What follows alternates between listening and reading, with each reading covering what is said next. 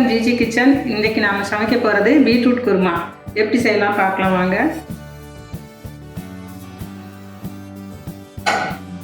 3 spoon எண்ணெய் ஊற்றிக்கோங்க.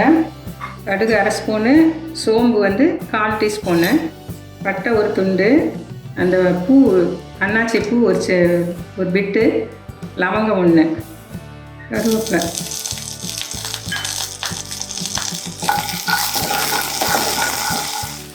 இஞ்சி பூண்டு தட்டினது. குருமாக்கு வெங்காயம் தேவையில்லை. பீட்ரூட் இனிப்பாக இருக்கிறதுனால வெங்காயம் போட்டோம்னா ரொம்ப டேஸ்ட் நல்லா இருக்காது, அதனால் வெங்காயம் போடுறதில்லை. தக்காளி 2 பழம் கட் பண்ணி வச்சுருக்கேன். இப்போ பாசிப்பருப்பு ஒரு கைப்பிடி அளவுக்கு ஊற போட்டு ஒரு 1/4 மணி நேரம் ஊற போட்டுருந்தேன். அதை வேக ஊற்றுவோம். ஒரு 5 நிமிஷம் இது வேகட்டும்.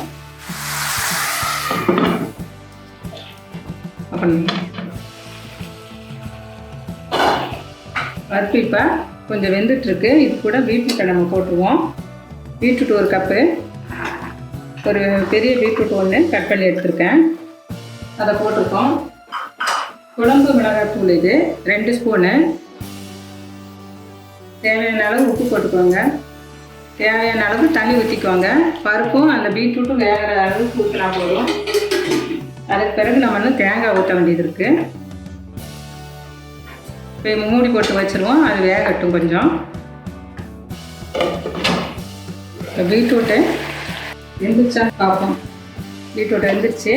இப்போ நம்ம தேங்காய் ஊற்றுவோம். ஒரு 1/2 மூடி தேங்காய், 1 ஸ்பூன் கசகசா சேர்த்து அரைச்சி வச்சுருக்கேன், அதை ஊற்றுவோம்.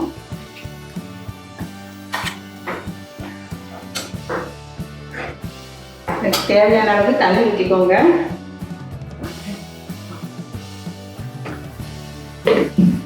குருமா ரெடி ஆயிடுச்சு. நம்ம ஆஃப் பண்ணிடுவோம். சாதத்துக்கு சாப்பிட்லாம், சப்பாத்தி, தோசை எல்லாத்துக்குமே நல்லா டேஸ்ட்டாக இருக்கும். குழந்தைங்களும் இதை விரும்பி சாப்பிடுவாங்க.